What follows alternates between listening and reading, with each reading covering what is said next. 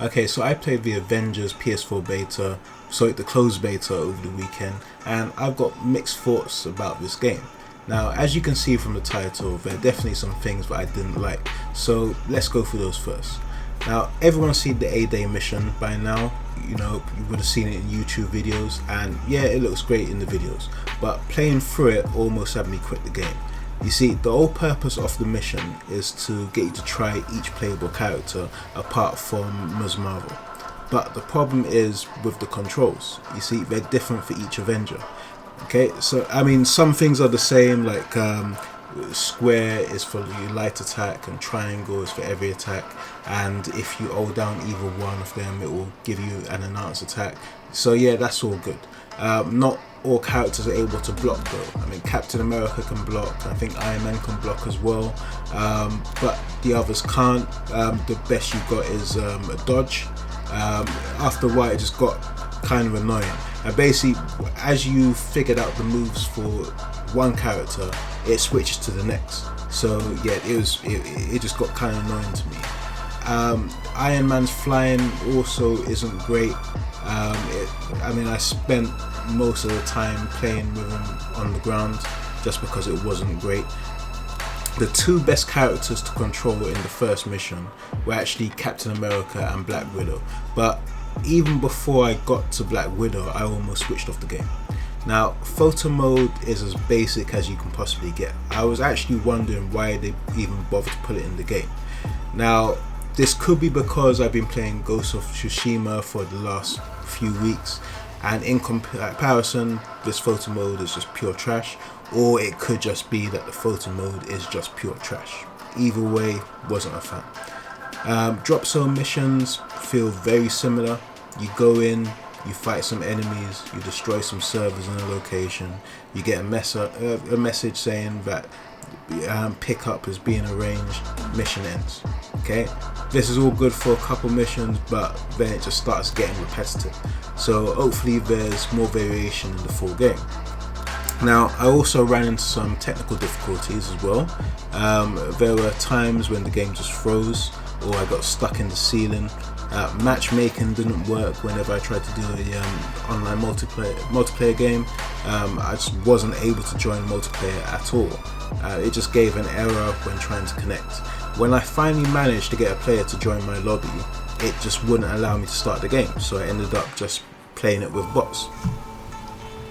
The game graphically looks good, but when there's a lot of crazy action on screen, it was seriously struggling and the frame rate just dropped. Now, I was playing on 4K mode as I was playing on PS4 Pro, but it was still struggling during the big fights. Now, this will probably be the same on Xbox version, but I'll be downloading the PC beta to see if there's a big difference. Now, if you're planning on buying either the PS5 or the Xbox Series X, it will be interesting to see how the game performs after the next gen upgrade. Right, so now we've got all the negatives out of the way, let's talk about the positives, because even with its problems I actually had a lot of fun playing this game. Now, as I mentioned earlier, I wasn't too impressed with the first mission, but the game gets better the more you play it. Now, it's a lot of fun smashing through things as the Hulk. Okay, you can literally pick up enemies and beat other enemies with them, or just pound them into the ground. The thunderclap as his ultimate looks and feels powerful, as you can just wipe out a bunch of enemies in one hit, and it's got little bits of subtle humor as well, like him yelling out catch right before throwing a tank. And when it came to the Abomination fight, when he went ape shit at the end, man, hit yes and yes again. I loved it. Now, because I couldn't get into any online matches, I ended up playing with bots, as I mentioned earlier, which I was able to select from the unlocked characters. Now, in the beta, I had access to Ms. Marvel, Hulk, Iron Man and Black Widow after the 2 story missions. Okay, it would have been nice to have played as 4 in other missions apart from the A-Day mission, but maybe it'll be added into this weekend's or next weekend's beta. You can customize the gear and appearance for your backup as well, which was actually pretty cool, and they were actually decent in a fight, so there's no need for online players if you actually want to play the game solo. The bots were dealing with enemies like actual teammates, in fact probably better than actual teammates. Now the heroic abilities for each character were actually decent. Okay, I was really impressed with the support heroic. I mean, I knew from when I researched it for the 10 things you should know about video that the support heroic gives the team a buff, but I didn't realize how powerful it was until Black Widow turned the whole squad invisible. That's right, she didn't just turn herself invisible, she turned the entire team invisible. Now the ultimate heroics are great as well. I mean, I mentioned Hulk's thunderclap, but beating through your enemies in Iron Man's Hulkbuster suit is a lot of fun. Even the ultimate for Black Widow is decent and felt like it was doing a lot of damage in combat, but the one I was disappointed with was Kamala Khan's. I mean, being Bigg and heroic was a little boring compared to the other Avengers, and the support and attack heroics they were just dead. They were just pointless. Okay, Kamala is actually decent as a button mash character because she has long reach and can deal with enemies without getting too close. But I mean, apart from that, combat's pretty boring. But saying that, you are able to use skill points to unlock new moves. Now I was unlocking moves for Iron Man and Black Widow, and I think even the Hulk as well. I didn't really unlock many for Kamala, so it could be a case of like the more you unlock, the better combat becomes. So I'll find out when I play the beta some more, like this weekend and next weekend. Okay, now another thing, when playing as Black Widow, which I really did enjoy, I actually noticed there's a lot of similarities between and Spider-Man. Or maybe I'm just imagining things, but they seem really similar.